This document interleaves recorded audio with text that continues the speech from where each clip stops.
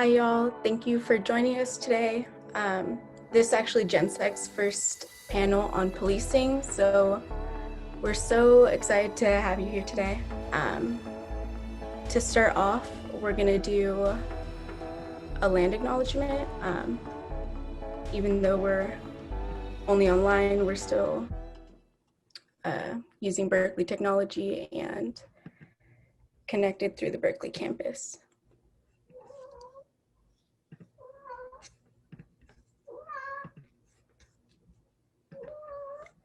So we recognize that Berkeley sits on the territory of Huichin, the ancestral and unceded land of the Chochonya, Ohlone, the successors of the historic and sovereign Verona Band of Alameda County. This land was and continues to be of great importance to the Ohlone people, and we recognize that every member of the Berkeley community has and continues to benefit from the use and occupation of this land since the institution's founding in 1868. Consistent with our values and acknowledge our community and diversity, we have a responsibility to acknowledge and make visible the university's relationship to Native peoples. By offering this land acknowledgement, we affirm Indigenous sovereignty and will work to hold the University of California, Berkeley more accountable to the needs of Native and Indigenous peoples.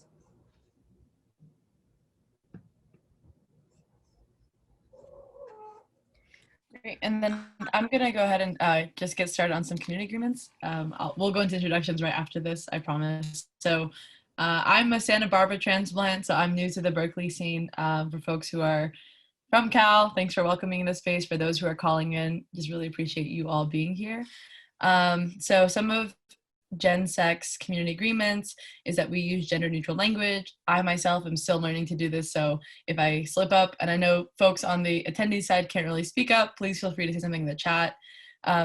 One really big thing is, what's learned here leaves here, and what's said here stays here. So it's a unique way to do this virtually. But what we're really looking to do is at some points throughout this dialogue, we'll have folks from the attendees, if they would like to, come up and join us as like a panelist, so that they can ask their questions directly if they're comfortable.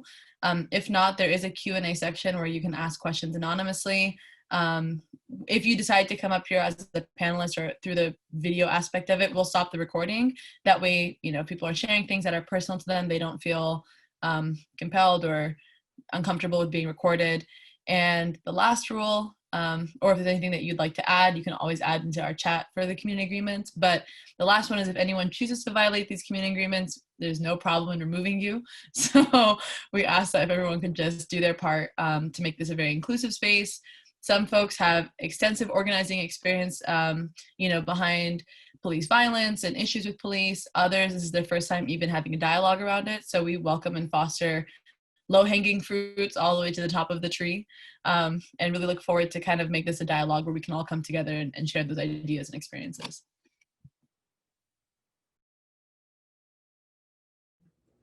Yeah, thank you, Alex.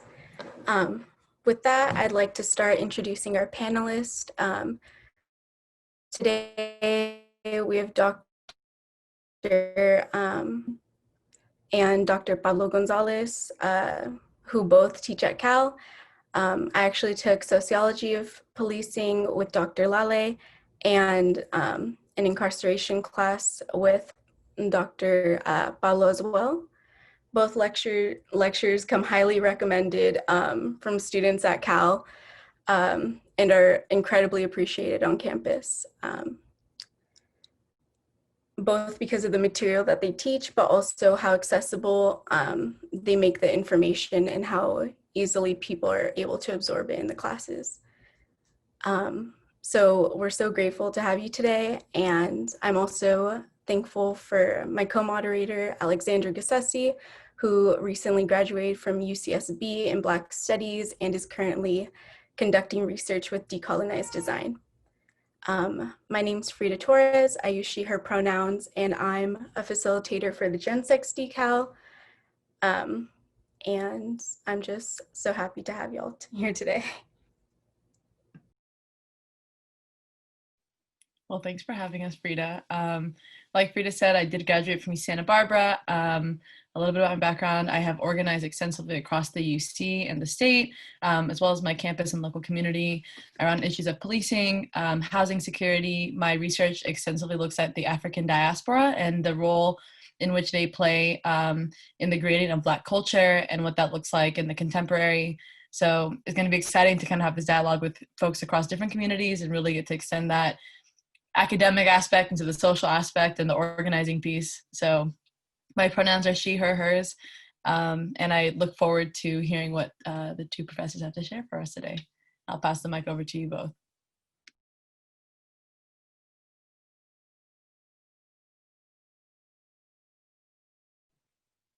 Beautiful. Thank you, Frida. Thank you, Alexandra. Thank you all the GenSex crew for bringing us together. So Pablo, I don't know, would you like me to start? Would you like to start? How should we do this? Go for it. Should I? I'm still in awe that I'm sharing the space with these. The awe is all mine. The honor is all mine. Well, so y'all, thank you for having me here. I'm been thinking about how I could possibly be useful here. And what I think would be useful is for me to kind of share with you a bit about how, basically why I think it's kind of useful to begin by approaching policing and police kind of with a clear kind of analysis or a real kind of clear conceptual framework. And I'm a sociologist. And so I approach policing in a sociological way.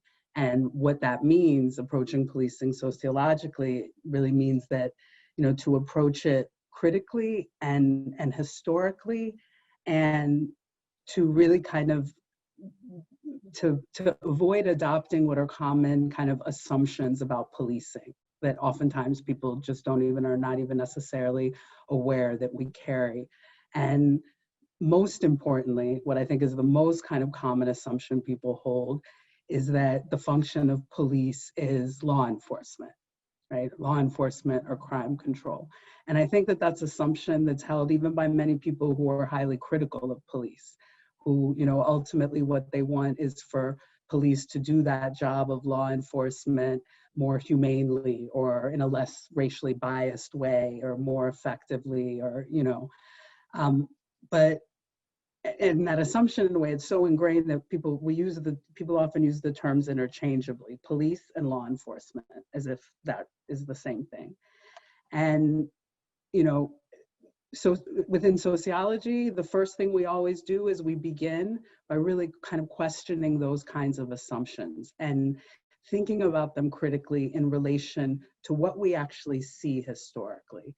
And if we look historically, we see very clearly that the primary function of police has never actually been law enforcement or crime control. So, the first task is always to kind of come to some kind of clear definition or conceptualization that actually accurately reflects historical reality. And if we look historically, meaning in different societies and different periods of history, there's enormous variation. Police take very different kinds of forms, and policing may take different forms. But the one thing that always characterizes police, no matter where, no matter when, is that they hold a special authority to exercise violence. Right? A special authority to exercise what we call, quote, legitimate violence, which very simply just means state-sanctioned violence. And they always exercise this violence to enforce social order, whatever the order of a given society may be. So, I think that we can kind of define police as an institution that holds the authority to exercise state-sanctioned violence to enforce order. And why I think that this is useful or important to begin like that is that conceptualizing police in this way, rather than as law enforcement, I think just gives us a much clearer vision of the actual history of police, right? And the real central role that police have historically played in enforcing order. enforcing the order of capitalism, the order of white supremacy, the order of settler colonialism, the order of patriarchy. So, you know, basically what I'd like to do is just give you a few historical examples of the really kind of central role that police have historically played in imposing and reproducing those orders. And beginning with the order of capitalism. So, you know, among the earliest forms of police that we can identify historically, we see them emerging with the rise of capitalism, beginning somewhere around the 15th century with the rise of capitalism and colonialism. And the nature of policing in that period very much reflected that underlying objective of imposing a new capitalist system of private property and wage labor.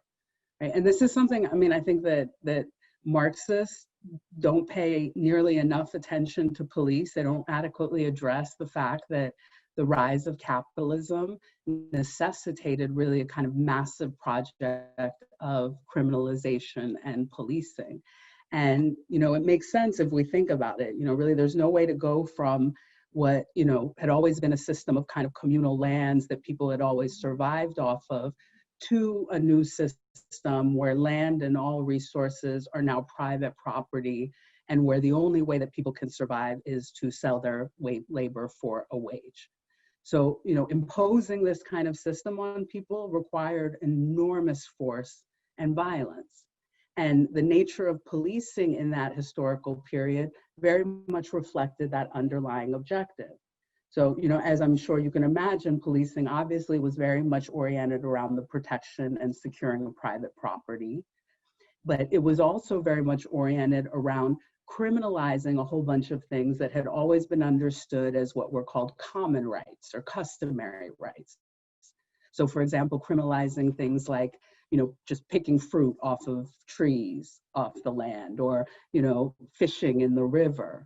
All of these traditional kind of forms of survival were now heavily criminalized and policed.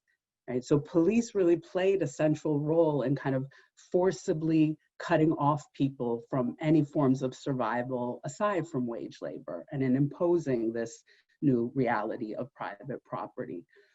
So, you know, we see some of the earliest forms of police emerge alongside the rise of capitalism to impose that order, and police continue to play that kind of role of securing and reproducing a capitalist order, right? Which can never, you know, it can never, a capitalist order that hinges on, you know, a system of private property that impoverishes the vast majority of people can never, well, always is going to require kind of the constant exercise of violence and policing. So, you know, that's a kind of example if we go back to the 15th century, let's say in Europe. But if we look specifically at North America and what later develops into the United States, we see the earliest forms of police emerging to impose the orders of white supremacy and settler colonialism.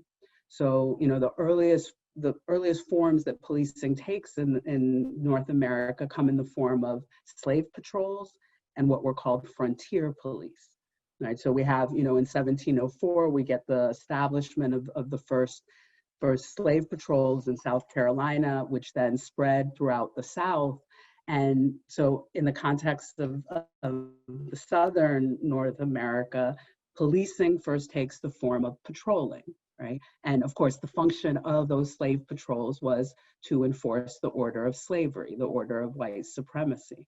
Now, how do we go from those slave patrols to police as we see and understand them? Well, those slave patrols, with the abolition of slavery, come to be reconfigured as Southern police forces. But there's actually, you know, something crucial that happens in the in-between of that period that I think is also important to know. You know, with the abolition of slavery, obviously slave patrols couldn't operate in the same way throughout the South. And you have this period called Reconstruction where the South is under federal control. And it's in that context that we see the birth of the Ku Klux Klan and other vigilante organizations that first emerged to take on that task of patrolling and terrorizing Black folks in a context where all of a sudden slave patrols could no longer operate. And it's with the end of Reconstruction, once the white South regains control over its own local governments, that then actual Southern police forces are established to resume that function. And we see, not coincidentally, a decline of the Klan in that period. Right? So I think that kind of historical development, it tells us something really important about the really kind of intimate and intertwined relationship between police and vigilantes historically. And we see that same kind of relationship when it comes to frontier police, the other kind of earliest form of policing in the United States. Frontier police who were tasked with securing and expanding the quote unquote frontier, right? And on the quote frontier, the line between frontier police and just vigilante border militias was always quite blurry in lots of ways. And what we today know as Border Patrol actually emerges out of these border vigilante militias. So, you know, those are kind of some historical examples of how we see the rise and development of police historically as always being tied to the enforcing and reproduction of these kinds of orders. And then finally, just to, you know, it's important not to leave patriarchy out of this one. You know, police have also historically played a really central role in the reproduction of the patriarchal order. And this is one thing that I think that, you know, in my class on policing that I think often initially surprises students the most is, you know, we do this whole study of the witch hunts as a case of a massive police project. And, you know, I think that part of why it's initially surprising to them is that it completely kind of challenges the way that they've been taught to think about the witch hunts as these kind of, you know, led by these rowdy mobs, and definitely is not something that is generally talked about in European histories. But in fact, you know, the witch hunts, which lasted for 3 centuries, which involved the kind of very public execution and torture of hundreds of thousands of women across Europe. These witch hunts were very much a police project that were necessary for kind of imposing a patriarchal order. So, you know, you know, a lot of what the witch hunts involved were the criminalization of women's control over their reproduction. So, you know, accusations of witchcraft often entailed accusations about contraceptive practices or allegations of infanticide, and accusations of witchcraft also often more generally centered on any allegations of promiscuity or adultery or prostitution, or, you know, just even, you know, avoiding maternity. So quote unquote spinsters were a common kind of commonly accused of witchcraft. And, you know, if we take this kind of conceptualization of policing as the exercise of state-sanctioned violence to enforce order, then witch hunts too were a massive police campaign, right? Witch hunters were police, they were state officials, or they were, you know, local elites that were deputized for that purpose. And witch trials, they were actual trials run by the state, right? And allegations of witchcraft were actual criminal charges. So, you know, this is a case where, you know, when you have agents of the state going around rounding up people on criminal charges and bringing them to be tried and punished, you know, what do we call those people?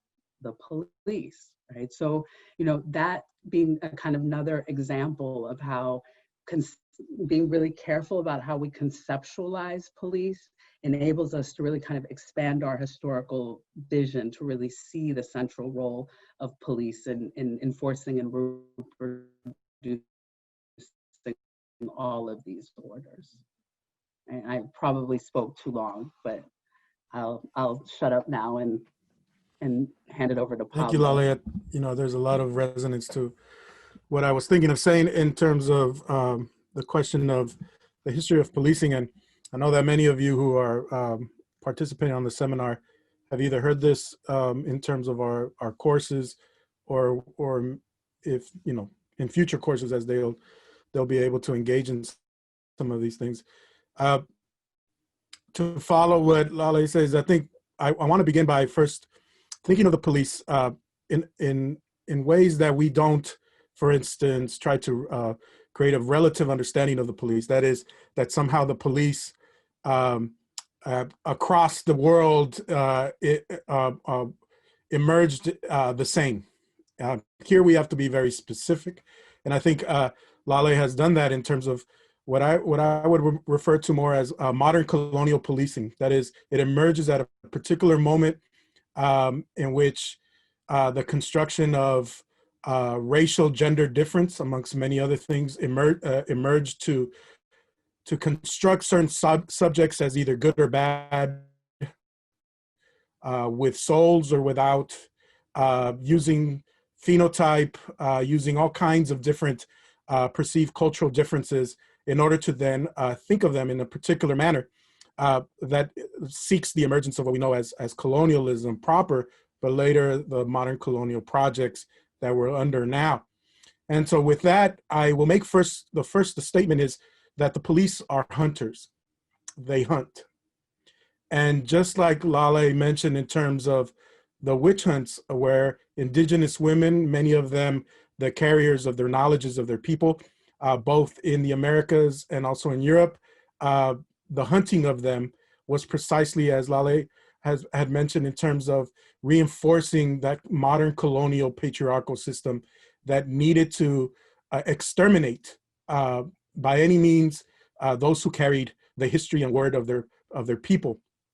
And in this context, the police emerge as a hunting institution that has its own economies that bloom particularly with the kidnapping and enslavement of Africans in all of the different specificity, and the hunting and imprisoning and enslavement of also the many indigenous groups, especially in the Americas in the long 16th century. And so in this context, we see certain things emerge, particular differences about good people, good subjects, usually those who have souls to be saved, and those who, for instance, continue to resist the logics of particular constructed racial superiority and gendered superiority. And when we're thinking about this, the way in which policing takes place is by justifying whether it be extermination or enslavement or even disciplining through a just war, a guerra justa, as we say in Spanish. In a just war is a building block of coloniality. That is, you can justify the extermination of indigenous peoples and the kidnapping and enslavement of African peoples and the institutions that took place in order, because you're doing the work of God or you're doing the work of a particular superior understanding of a caste or a hierarchy of difference. As such, colonialism, in the way that I think we discuss it, at least historically speaking, can be that act of expansion, of viewing lands as without any particular owner, because you have constructed someone as not having a soul or a subjectivity. And if you can construct someone without a subjectivity, then they're not legal subjects. They're not subject to the laws in which you yourself apply your understanding of who you are. So in part, coloniality constructs some subjects who fit within that law, whether it be a regal law or a divine law, and those who fit outside, right? Those who live in nature, things of that nature. And that's some of the basic building blocks of how we understand settler colonialism, and the way in which we can, for instance, justify through just war the theft and massacre of indigenous lands and people, because you have now determined that they are outside of any particular law, and in that case, colonialism is always talked about at the margins of an expanding way or logic of this type of superiority, which we now refer to as white supremacy. Colonialism is also a state of emergency, always in constant state of emergency, and you create a state of emergency here, I think, that places people at always a fear of a particular way of life coming to an end, of being fearful of the outsiders coming into your neighborhood or into your country. There's a sense that the state of emergency here not only creates that fear, but also creates the conditions in which policing can take place. Because policing and the police know very little about the law. Their job is to hunt. And when their job is to hunt, then the law actually does them no good. It stops them from hunting.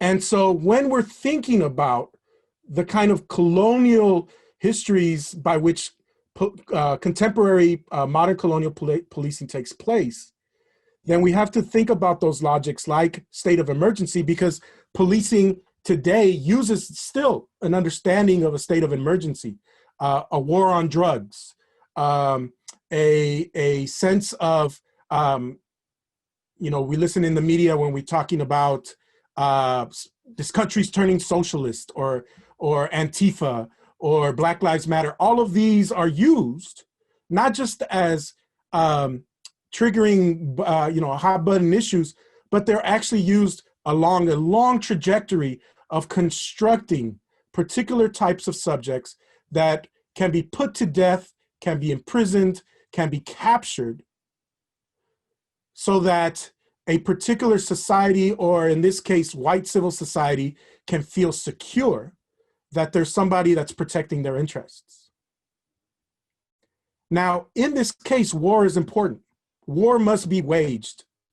And we can think about both international war and domestic war, and it's always, remember that it's always been binded together, not separated, even though many of us say, for instance, imperial wars are somehow different than domestic policing. No, they've always been interconnected.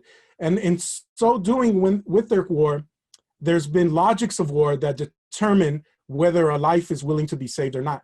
If you do not consider your enemy to have any particular subjecthood, then you can create or determine them to have under a state of emergency by claiming a war of fire and blood. That is scorched earth. That is approaches to policing where you have crash units in the 1980s enter into neighborhoods of color. You have hyper policing in certain neighborhoods versus others. The very notion of a war of fire and blood is scorched earth, in the sense that you can exterminate or mass incarcerate people. And so some of these logics that have over 500 years of constructing themselves, as Laleh mentioned, in terms of even when we think about frontier policing, they also are contested by people who themselves are determining to stand their ground on their commons, not making sure that the enclosures and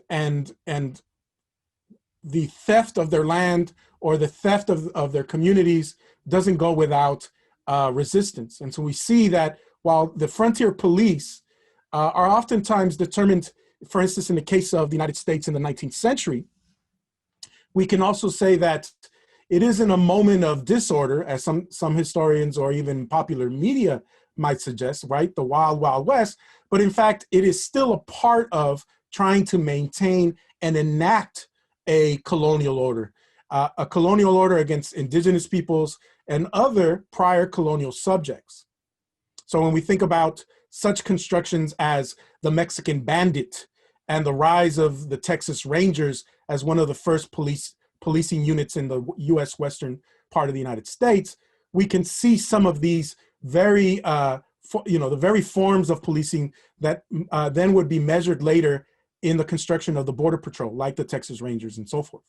And so in these ways of thinking about policing, what I feel like I'm concerned about and is the logics behind it. The logic of policing and framing it historically speaking, but also making sure that we understand that as we start to think of the police as hunters, what they hunt, might say criminals. No, they hunt bodies in motion, racialized, gendered bodies in motion.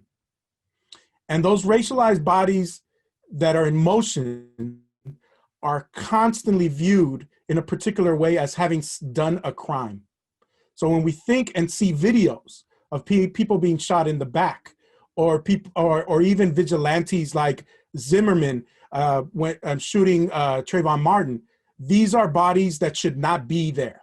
These are people that somehow have defied either the imaginary boundaries of a particular spatial location, but are also in movement. And the very nature of their movement causes an anxiety and stress by which police serve a purpose to stop them from movement, either by incarceration, which is, in a sense, imprisoning someone so they can't move, or put to death. And in this case, when you're in movement, it shows the capacity for you to build communities across your own, to live a fruitful life, to determine your fate. And so in that context, only a few are determined to have that. In this case, how we've thought about, for instance, white civil society. But the other, I think, place by which we see policing besides the institution of policing is in what we now see as, or call maybe the Karen effect, where people themselves are policing, but in particular, this Karen effect is hundreds of years old in terms of white civil society making sure that they also determine themselves to be police. In this context, we see the racial mob emerge continuously throughout the last several hundred years, especially in the United States, as the measure by which we view civil society. That is to say that there is, in this case, the political subject that emerges in the United States is not the citizen, but the racial mob.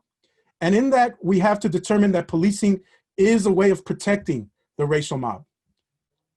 If you want proof of this, we can see the mob enter the steps of capitals of states all over the United States and have no police ever do anything to them because they feel like they are law-abiding citizens.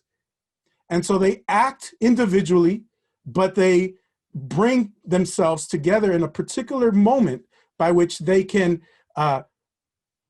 enact what they feel police do officially, in a sense. How I've discussed this in my classes is that our only way of fighting against this type of formation, historical formation, is our belief in community. The ways in which we think about the cimarron, the quilombo, the many different places of resistance, the caracol, whatever it might be, these are places of location of the type of power and social relations that we want to determine against the onslaught of people hunting us. And in this context, though, it also determines that some folks have community and some folks don't. And that's what we have to also be very cautious of in our thinking about abolition. Abolition, might be going too far ahead of myself, but abolition is, in a sense, the search for building community. And I think that has always been a historical part of our tracing of the modern colonial policing institution. So I'll just kind of end there and we can continue. Yeah, well, I really appreciate both of you really historicizing that. Makes me wish I was a student in your class, but also really productive this dialogue, because when I was preparing for this, I was actually talking to a really close friend of mine, and we were discussing like the idea of police having transformed from upholding class to different realms of what you mentioned, Dr. Gonzalez, about like race, and you, Dr. Behbehanian, am I saying this correct? Behbehanian? Okay, I promise I'll make it better. Names are powerful, so. You did a beautiful job. Thank you. And so in thinking of the ways in which police have actually adopted and transformed into this new racialized, militarized police force really makes us think about what that looks like in the future and where it's to go moving forward. To think that it's at its most militant point now and it hasn't even reached the tipping point. So I do see questions in the chat and in the Q&A section, so I really appreciate folks for asking questions and transitioning into kind of what both of you have spoken about thinking of how police have transitioned into this modern day militant force in ways. How have they absolved maybe realms of white supremacy and also progression, right? Because people say that police have progressed. You know, one dialogue that I'm hearing a lot now lately is, you know, there used to be slave patrol, but there's not slaves anymore. But the question is, what happened to the role of, you know, slave patrol, right? And like, what happened to this new collection of hunting, right? Like this hunting realm of what that looks like moving forward. So in some ways, if it has progressed, in what parts of its progression have it actually absolved and adopted things that were supposed to get let go, like slavery ending and, you know, other racial issues for indigenous folks in the Latinx community, and thinking about that collectively on a global level. Well, you know, one of the things here is, again, you know, I'm glad you mentioned some things here around the question of training. It is, I think, a modern construct to think about the police academy or the training ground. Well, the training ground, I think, in the contemporary order is Afghanistan, Iraq. It's a global one, right? We see, for instance, the more militarized aspect of policing now, where ex-military enter the police force, because even though, you know, the whole global policing, police of the world type of mentality is not something new. It's, again, it's something much longer, historically speaking. But in that context, I think we have, for instance, certain shifts that happened. The mega cop, the cop that we see today that has all body armor and so forth, which emerges, you know, for the most part, after the 1970s, as there's a reordering of policing institutions and more funneling of funds, what they deem to be a war that they're not winning, right? A war that's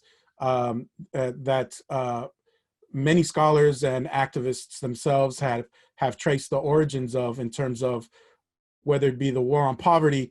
You know, Elizabeth Hinton does a wonderful job, I think, of tracing some of that, and others in terms of imperialist wars, that as police units now become more militarized, they are now looking like the military. No, I feel like the military is looking more like the police in many ways, right? That means that they're using the strategies of the police and domestic affairs across the world by patrolling the streets of Baghdad, by patrolling the streets of different places in the world. And in this context, I think when we're thinking about looking at where this begins, it does begin in the academies, but only to reinforce the very logic of the police as hunters. That is, you're not in the, you know, in academies and so forth, you do not learn the law. In fact, the police, as I said, do not have to know the law.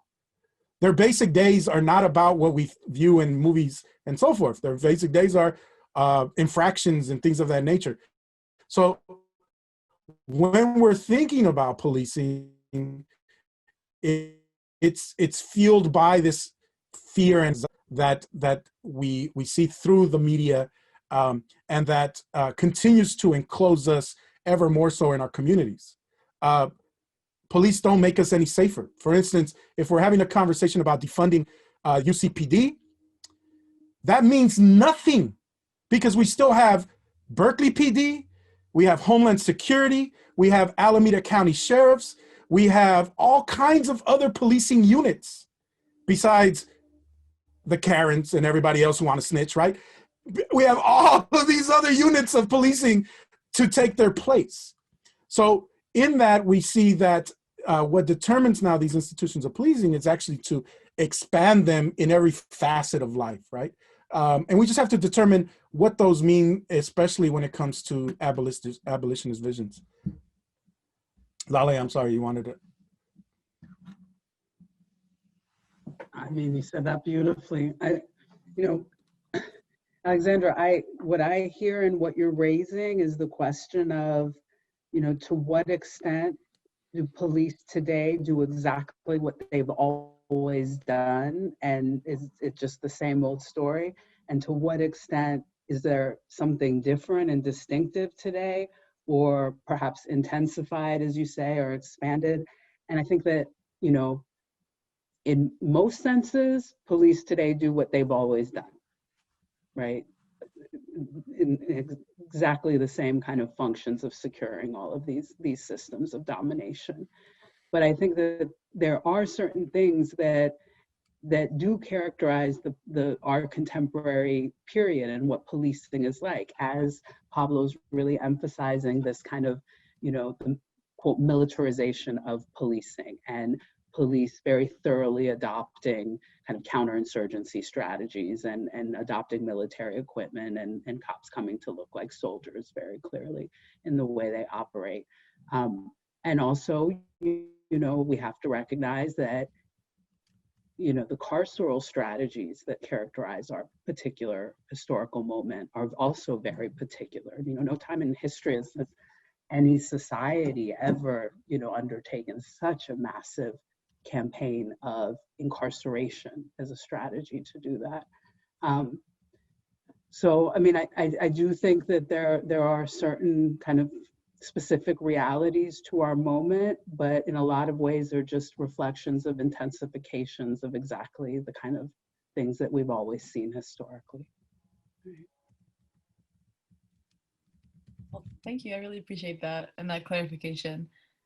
Frida, I'll hand it over to you for the next section. Yeah, thank you both. Thank you for that new vocabulary and ways to think about the legitimacy of police here. We're getting a lot of questions about modern policing and kind of that switch in history. So for a quick little start, this past summer we saw thousands of people protesting against police and their use of violence after the deaths of Breonna Taylor and George Floyd. These protests themselves were heavily policed and guarded as well, with officers armed and towing military-grade equipment behind them to use on the public. And even more recently, this past election cycle included Prop 25, which aimed to switch out our current bail system with a risk assessment, which was later found to be racially biased. With all of these current happenings, how do you think they prove, or what do you think they show in regards to police violence, the militarizations of police, and the racializations of modern policing as well? Laleh, you want to? Sure.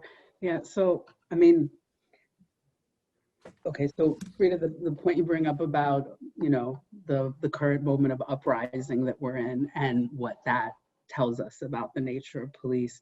And I think that one thing it clearly shows us is that it's in these moments of uprising that we always see the kind of full face and brutality of the power of police come to the surface, right? And this kind of connects to something that Pablo brought up about, you know, how many people locate the beginnings of what now we call the militarization of policing, or also the beginnings of what we now call the strategy of mass incarceration. Many people trace that to the late 60s and early 70s, right? And as a very much a kind of direct response to the threat of resistance in that moment, right? And to the Black and brown urban rebellions and uprisings of that period.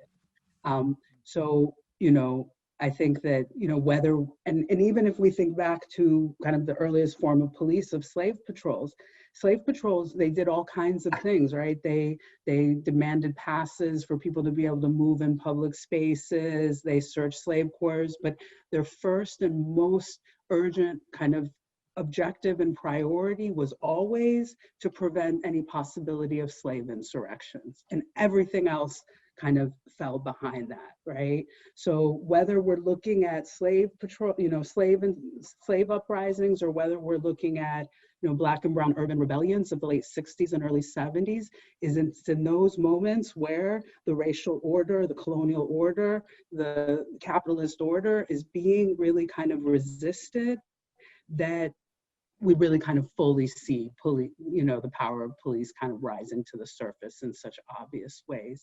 I think that tells us a lot about what is and always has been the function of police in our societies.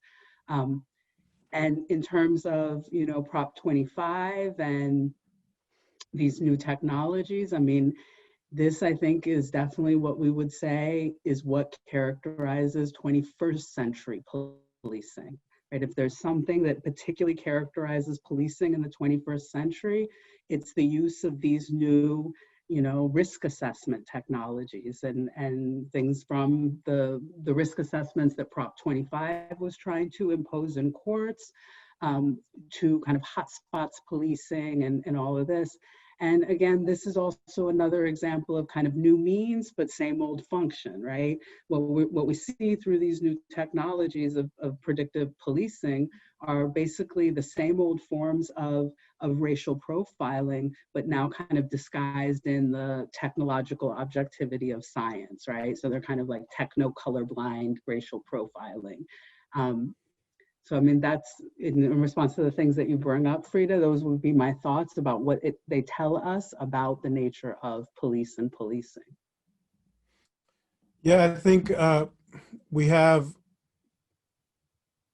William Parker said in Los Angeles in the 50s, the famous line of the thin blue line, right? The sense of the police are there as the last resort or the last protection before the barbarians cross the gate, in a sense, right? And it's hold true in the way in which police and policing philosophy from that moment on has thought of itself, right? They are the last protectors of what they viewed as Black insurrection in particular. Not solely, but definitely in the context of the 20th century, if not farther back. And with that comes two dilemmas that again holds historical a historical kind of genealogy of you can't reform it just like modern colonial logics say that you can't reform or assimilate or create a good subject of Black people or indigenous people. Similar, you can't reform policing because they are necessary for it. In fact, they have to be as close to the ground, if we can say that, to understand their enemy that they've constructed. And so what we're seeing today is that, right? We see the justification of particular strategies of policing in terms of maneuvers, in terms of not only armament, but when we look at, for instance, the murder of William Floyd, we see the knee on the neck, right? And we're outraged by that, and also Eric Gardner's being choked to death.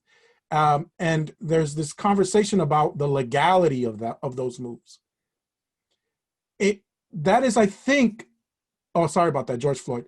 And in that context of George Floyd's death, we see that here in this context, that is a part of where the police are constantly trying to lobby for that fuzzy line between what they feel is legal and not legal, right? In terms of what they can do. They feel like they're the ones who are being strapped, not only by their budgets, but also by their, they can't become good hunters if they are not allowed to hunt, right? It's like, now, okay, you're kicking us out of the schools.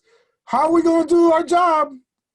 Dragging a little girl out of her seat, right? So this, that the very logic of that, I think, has to do with lobbying now for technologies that can help them do that and anticipate the crimes of people in particular areas, right? So I know that Laleh mentioned in prior moments predictive policing and so forth. Those are all tools that they necessitate for the purpose of hunting, right?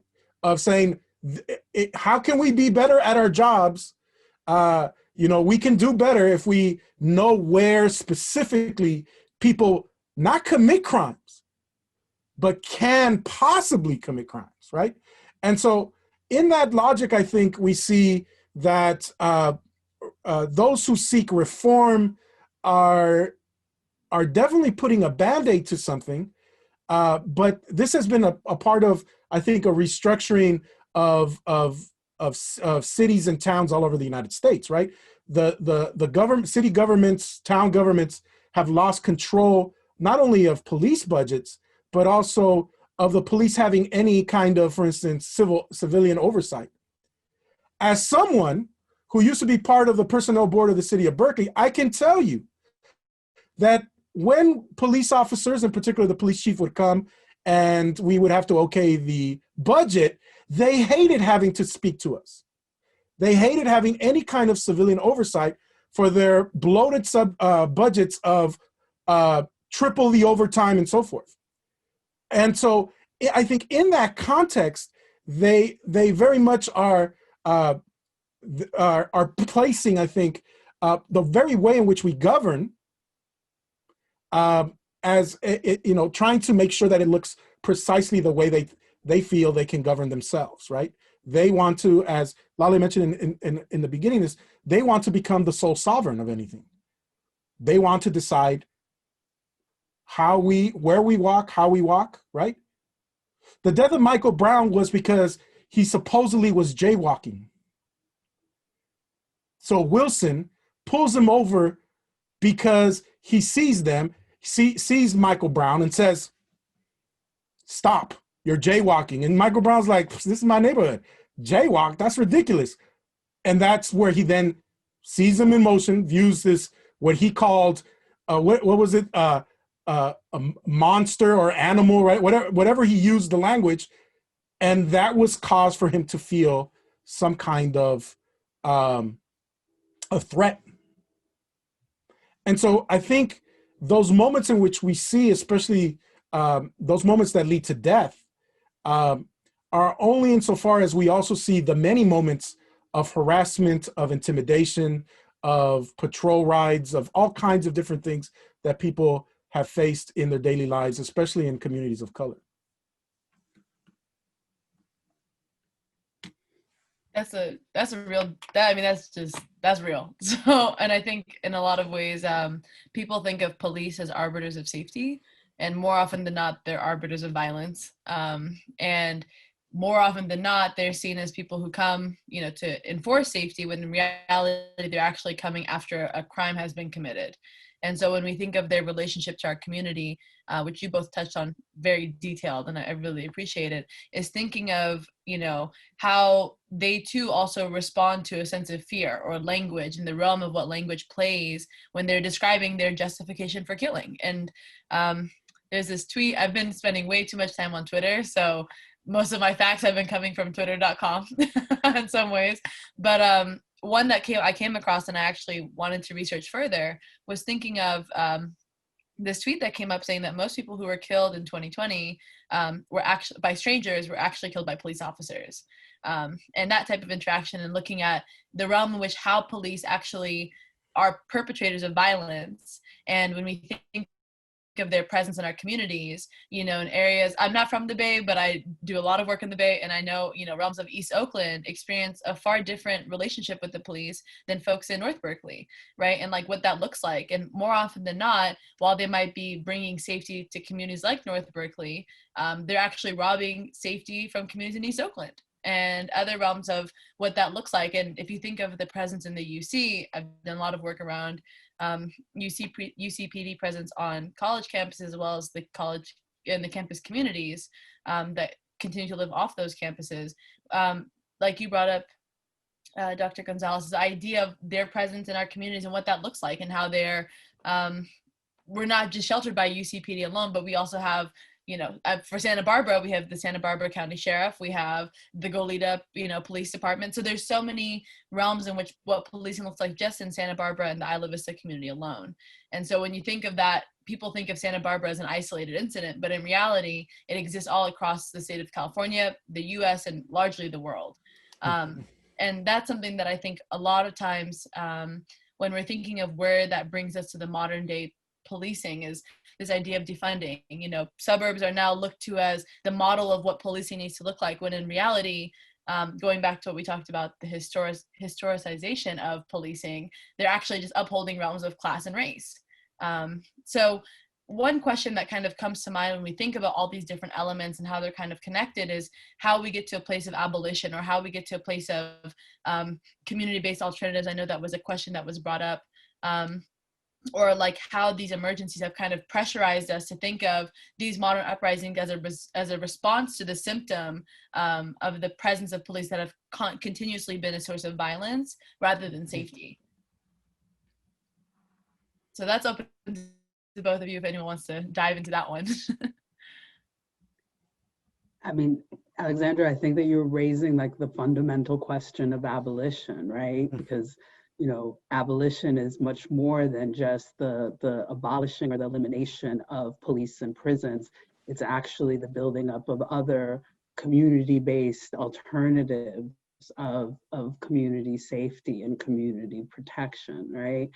And, you know, this is something I think that, you know, like feminist abolitionists have been really kind of at the forefront of getting us to also think about the ways in which, you know, policing often comes in this guise of protection, right?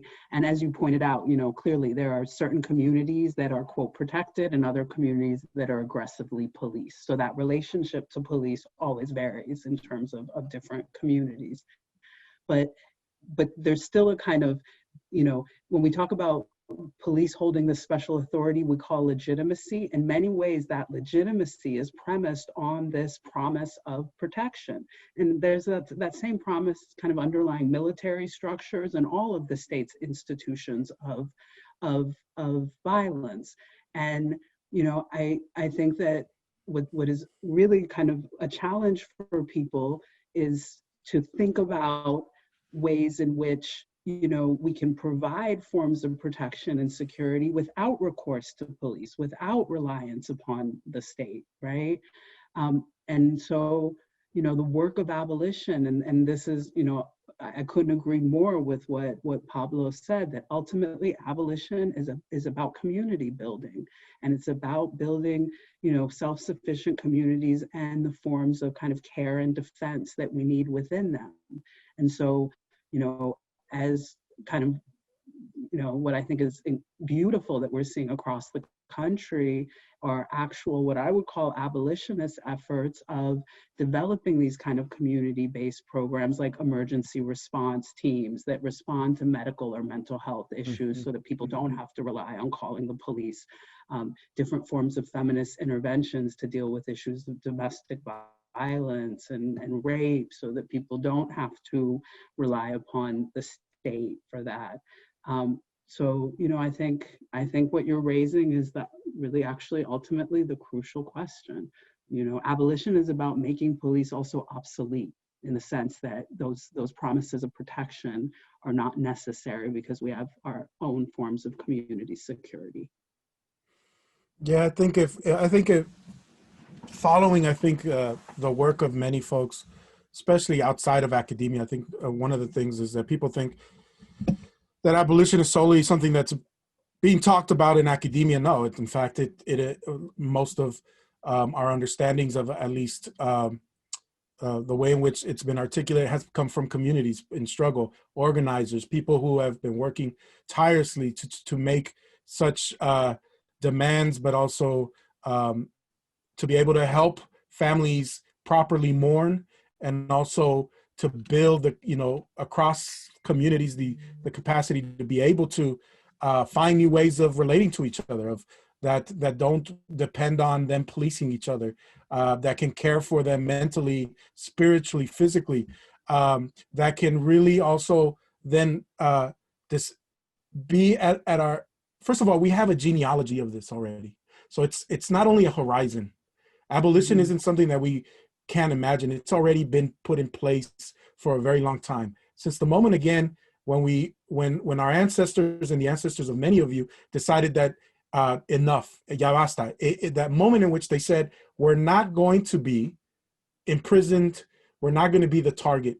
And in that moment, we have to then be able to look at the ways in which people were able to sustain their communities and their peoples and their traditions, and how that has been a way today to also combat not only the growth of this particular these particular institutions, but also to make sure that we have the type of analysis necessary to see how it's an industrial complex.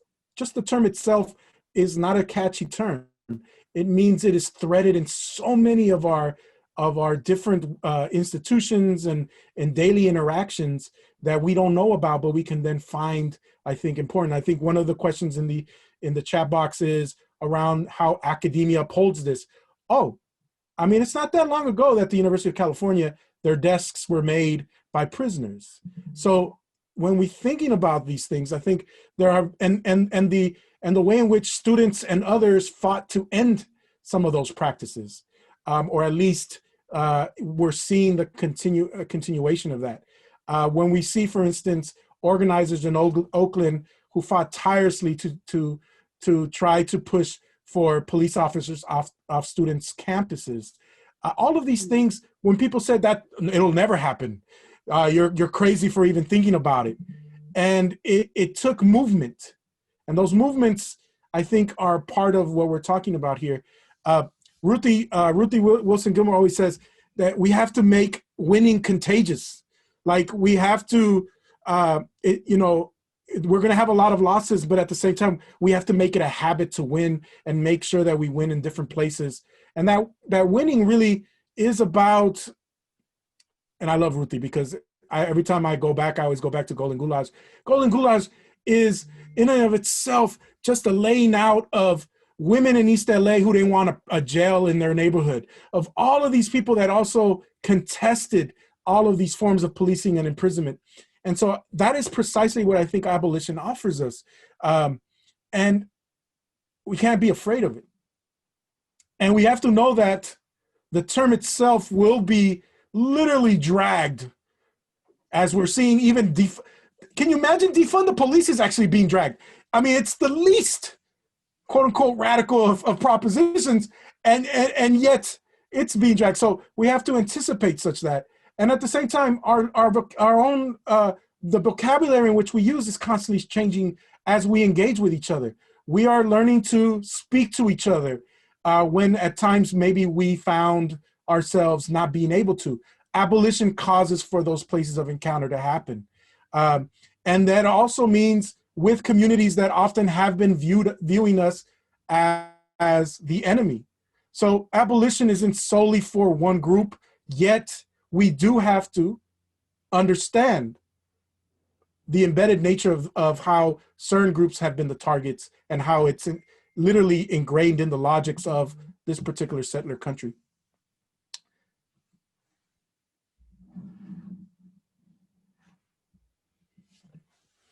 Thank you for that. Pablo, as you're speaking on policing, like permeating all spaces and areas of life, including the university and bureaucratic systems, we also want to talk about how Berkeley actually had a meeting today to talk about police accountability and community safety, through which like the chancellor actually had an independent advisory board on police accountability. We also see like Minneapolis, or in Minneapolis, they had basically putting forward a proposal to abolish or defund the police department, but that was also delayed to be after the November ballot. We have a question asking how we view the structures of bureaucracy and policy legislation as impeding the possibility of abolition.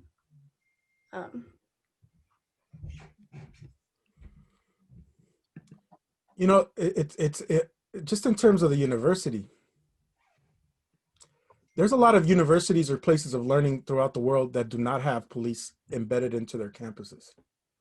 And that's done on purpose, in part because of the jailing and massacres of students in particular moments. Yeah, that is that at some point, due to the policing of free thought, of knowledge being produced, whatever it might be, that people fought and said, okay, we needed to end that.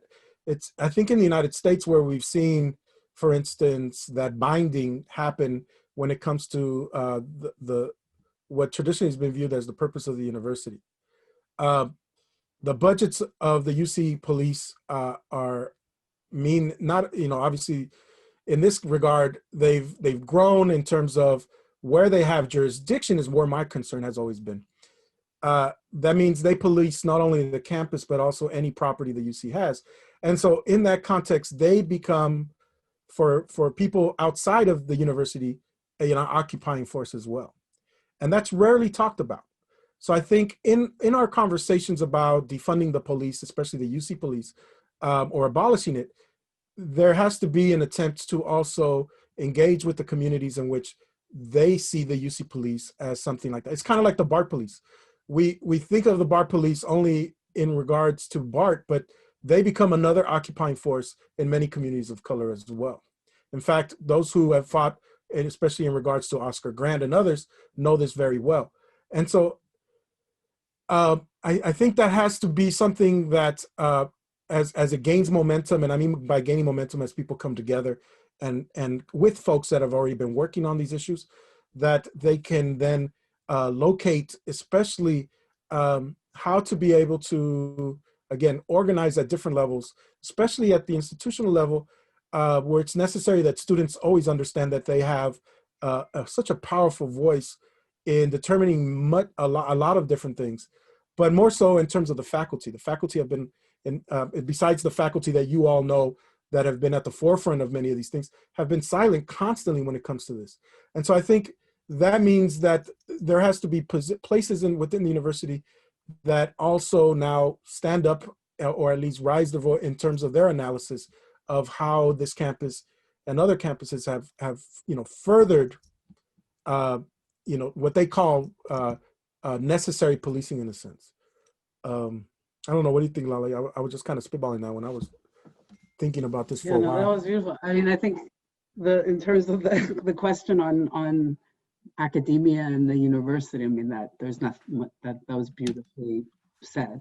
I think in response to the other question, I think you raised, Frida, about that, or that was raised in the question and answer about how it is that policy and bureaucracy and legislators undermine our efforts at abolition. I'm understanding that question as being like, what is it that we should be concerned about in terms of how at this moment the state and the system is responding to these demands and these uprisings. And so yes, there's the adoption of the language, and so one thing, of course, is seeing the ways in which abolition or defunding, these concepts come to be absorbed by the system and appropriated and transformed in the same way that diversity, or all of these things came out of actual real struggles of people, where then those kind of concepts come to be in a lot of ways co-opted and absorbed by the system. So I mean, there's on that level, but I think just more generally, we always have to recognize that any reforms the system throws out at us are always kind of crumbs of concession that it's forced to throw out. And that, policing or prisons are never going to be reformed through anything that any kind of responses of the system. And in fact, if we look historically, those reforms that were won out of periods of uprising, like the late 1960s, that introduced things like community policing, and there were all of these reforms that kind of were attempting to present themselves as actual solutions to the demands of people. Now, that doesn't to me mean that we don't continue in those forms of struggle. Like there are reforms that can be one that I think are important in people's lives. Like the very fact of getting cops out of our schools is important and necessary. Mm-hmm. Now, of course, that is not in itself going to lead to abolition, right? So, I think that we need to struggle, take everything that we can, every crumb the system will throw our way, but always recognize that they're always just concessions being thrown out, and that those concessions are always containment strategies in the end, right? And so as we continue to push there, well, the real crucial work is in building those community institutions and resources that enable us to no longer demand anything from the state, right? I mean, that ultimately is the work. I really appreciate that dissection in a lot of different aspects, because I think more often than not, community organizations get overlooked in this process of thinking of what needs to be brought to the table, whether it comes to policy or how policymakers and politicians and legislators are thinking in ways that community organizers and on the ground soldiers really are finding the real-time data that we're always talking about that's necessary when we're looking at numbers and experiences, because they bring a qualitative aspect that I think gets lost in translation. You know, Dr. Gonzalez, you brought up a really good point about thinking I mean, I'm just really hell-bent on the UCPD thing, more so because when I think of Isla Vista, you know, my involvement in student government was a pro and a con. Well, I had a lot of frustrations. It did bring to the forefront the organizers who aren't necessarily just on campus, but also the community organizers of Eastside Santa Barbara, the Latinx community who's faced an uphill battle of gentrification in Santa Barbara, but also just defending their livelihood collectively and what that looks like as students who are first gen or come from a multitude of backgrounds. And when they come to these environments, like you said, UCPD is particularly focused on property the university owns, but any university affiliate, and I always think about, you know, Greek life in this aspect, they don't own the houses. Therefore, they're not on university property, which is why they get away with so many different realms of whether it's sexual harassment or other aspects that oftentimes people are frustrated with when it comes to the university and their focus on what's pressing students at the forefront. So when we think about that presence in the community, what that looks like for those members of Eastside Santa Barbara and Isla Vista residents, because Ivy is not collectively an incorporated city or a town or any type of recognition. Therefore, it's subjected to the rotating police officers that come from Lompoc, where there's an Air Force base. That comes from Santa Barbara County, where there's a heavy perspective of anybody who lived in this one concentrated area deserves to be heavily policed because they're all college students looking to have a party. So to think of how communities have constantly built an identity that has to constantly evolve, like they're constantly changing aspects of who they are or what their community not necessarily stands for, but how they can maintain safety in an ever-evolving system. I think it's just very fascinating and relevant when we think of what abolition looks like into the future and how we fit maybe removing policing, like you mentioned, Professor, about getting them off campuses and what that looks like in that transition. And these are the steps and the small wins. I know that was a question that someone brought up, like what do small wins look like when we're building abolition in this carceral state? So I want to pose that question to you all, but it's something that I think is just very fascinating. Again, when we're thinking about the connections and the relationships that a lot of these things have, like universities aren't just, you know, siloed spaces. They're as involved in the community struggle as much as they contribute to the community struggle that a lot of folks face with their presence here. So I just wanted to kind of transition to the idea of what these small wins might look like and how we can kind of, you know, preserve ourselves in this uphill battle.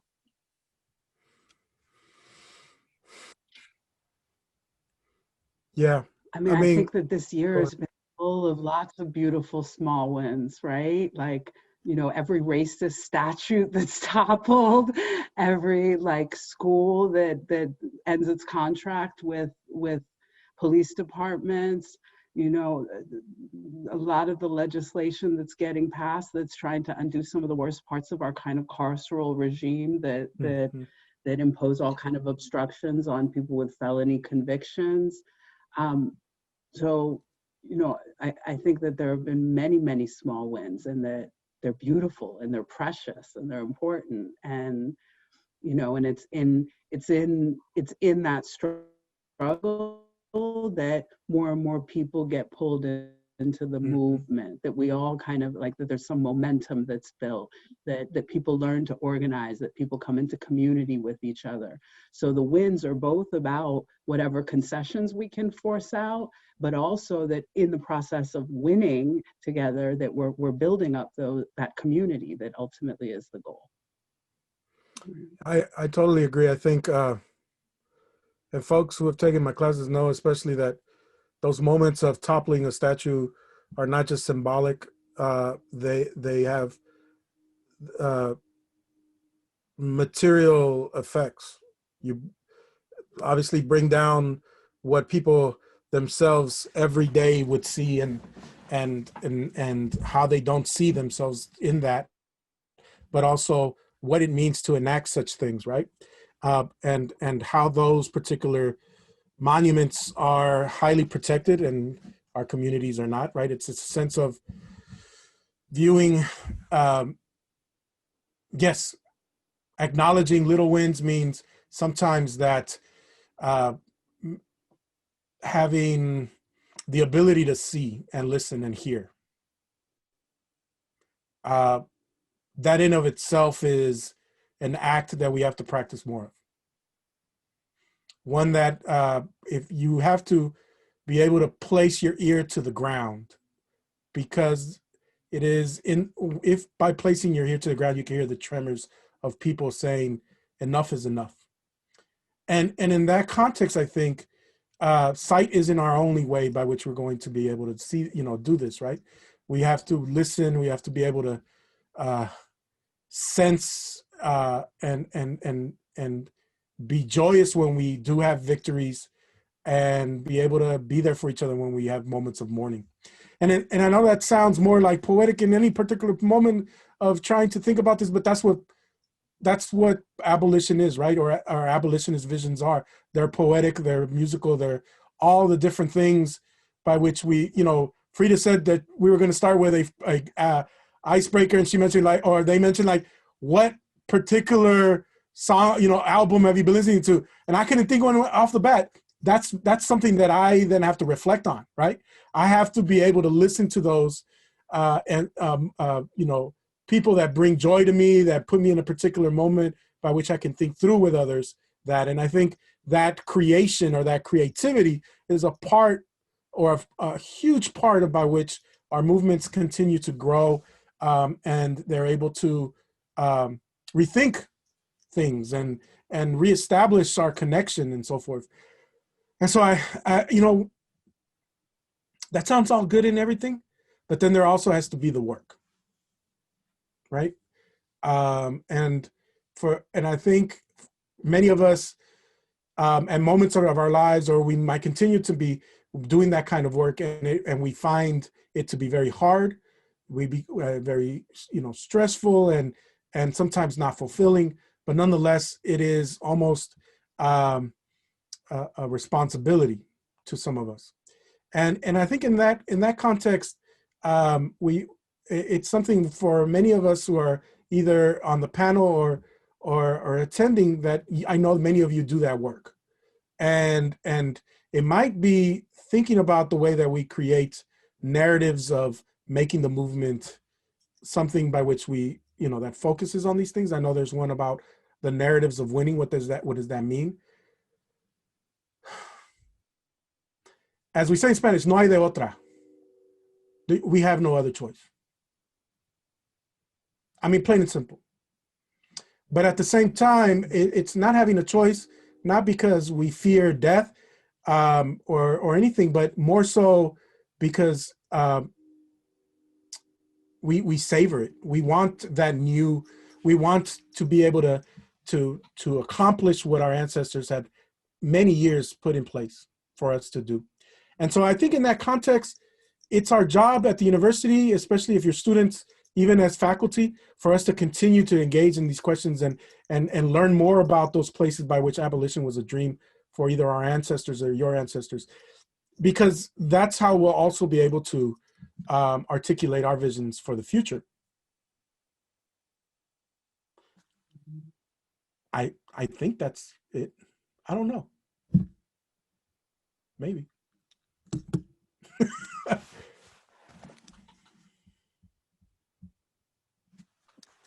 Well, it's definitely, an evolving thing that we have to think of. I mean, y'all dropped the mic, so I can't even. It's just, I mean, it's a really powerful discussion. And there's some amazing questions that are happening, and I'm sorry we aren't able directly to answer them in the way that y'all want. Well, actually, transition to my next point. I was going to say we're actually opening up to questions. So with the time that we do have left, about 5 minutes, I just wanted to kind of look over. I know we've answered some questions.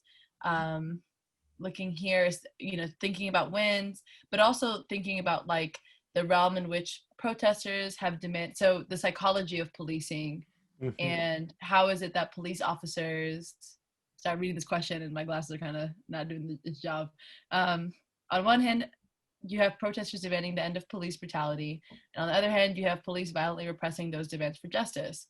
How is it that police officers can justify their actions? How is it that they continue to believe that they are upholding law and order when in fact they are causing disorder? I think the anonymous attendee just actually gave us a lesson, because that's precisely what's going on, right? Right. At least in looking at the insurrections and uprisings of the summer and the continued work being done, there are some things that I've noticed that are more worrisome, and that is that the binding of actions of both the mob and of protesters, of people who are demanding their dignity, are now, and police are all placed all in one place. Like they're sharing the same spatial location in many ways, and that is a ticking time bomb for a lot of different things.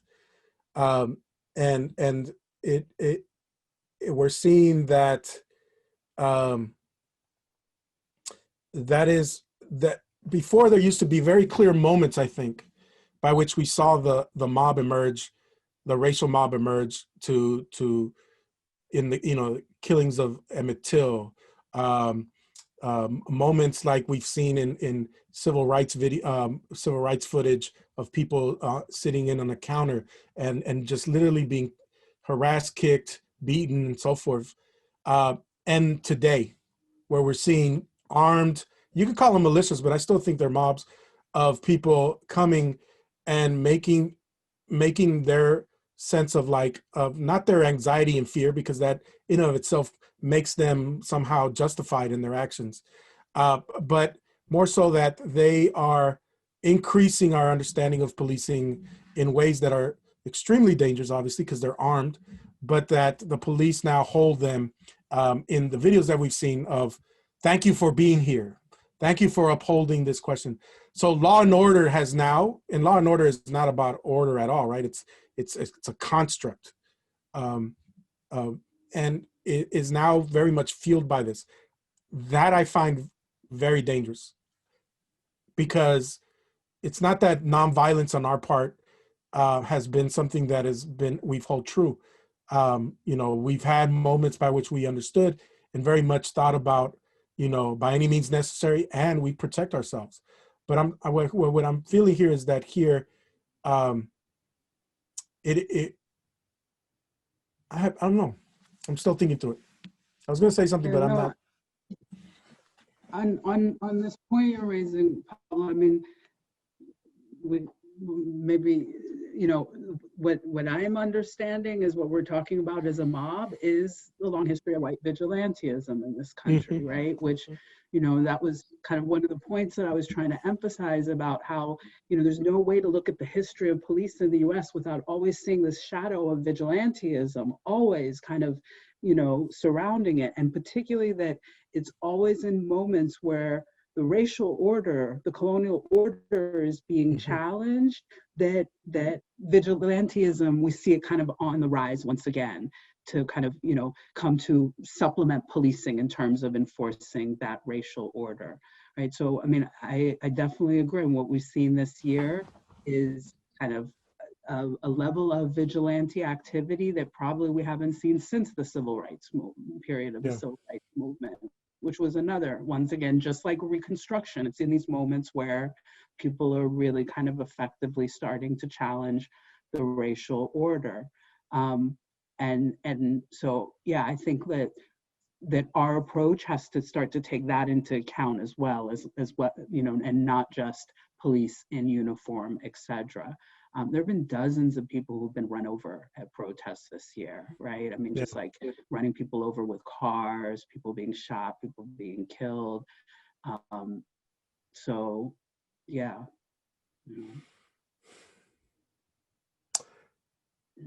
And that's the, you know, if a massively militarized kind of formation of riot police is not sufficient to scare people to get out the streets, then just bring in the vigilantes and the terror that they bring.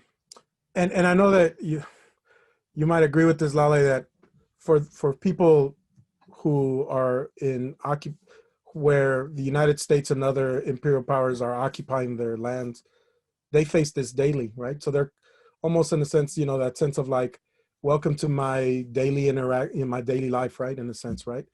Whether it be Palestine, whether it be, you know, Iraq, wherever it might be, that it's almost a sense that again, this question of war abroad is now war at home, in particular ways that it hadn't been, at least in some sense.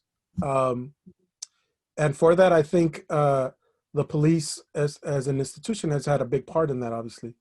The way that they've approached what they deem to be a larger problem in society, one of disobedience, right? Of insurgency, or whatever it might be that they're speaking of.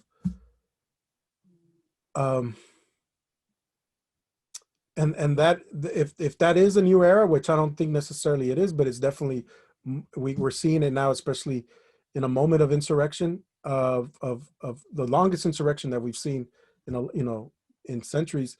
Then and I say we, but here more than anything, it's about the fact that we have, especially certain communities, have to come to terms with anti-Blackness and obviously an anti-Black racism in regards to Black insurrection, and not determine themselves to somehow be good subject, back subject, right? The kind of same way in which we see that. And that's another reckoning that has to happen, I think. Yeah. Thank you so much. We are at time, so But I think those reckonings.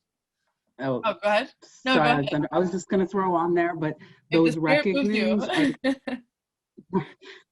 those reckonings, though, Pablo, those are precisely what create the opportunities for solidarities, the very solidarities that I think are necessary globally, right? And that is, you know, that's something that I would love to see the abolitionist movement in the United States kind of, you know, increasingly move to having an anti-imperialist kind of platform and critique, and seeing those solidarities between Ferguson and Palestine and, you know, Afghanistan, right, and etc. So, yeah, I agree. And I think it's a growing thing that we're seeing happen now, which is why, you know, these uprisings are a response to that, is people locking arms and really building solidarities that are, you know, being seen at a global level, from the responses to George Floyd's murder in London and in the UK all the way to Eastern Europe with Syrian refugees. So we're seeing it in response to not just Europe, but collectively across the world.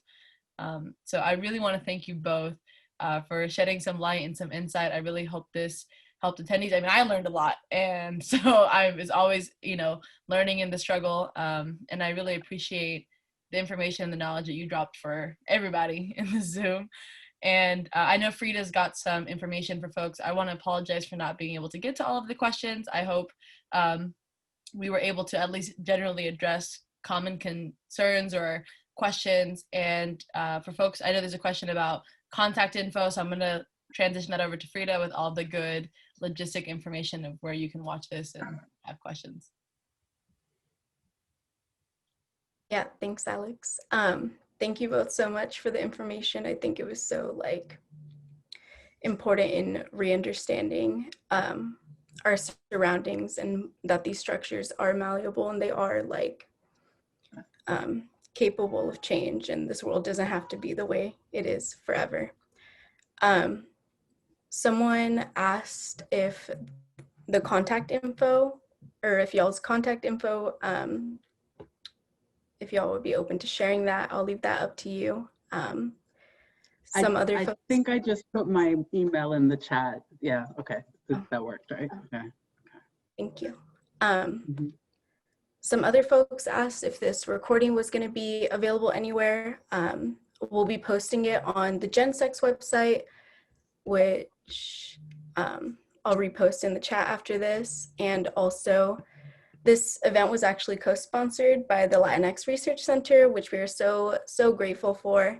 And they'll most likely be posting it as well on their YouTube channel, which you can access through the LRC website. Thank you so much, Frida. Thank you so much, Alexandra. Thank you so much for the invitation. Yeah, this has been wonderful. Thank you all so much. And thank you, Pablo, for talking with me. Mwah, mwah. Yeah, thank you all so much. I'm sure everyone appreciated your words. Everyone in your classes always are so grateful for y'all's presence. So I'm sure this was no different. And also a huge thank you to Alex. I appreciate you so much. I appreciate your work. And yeah, thank you.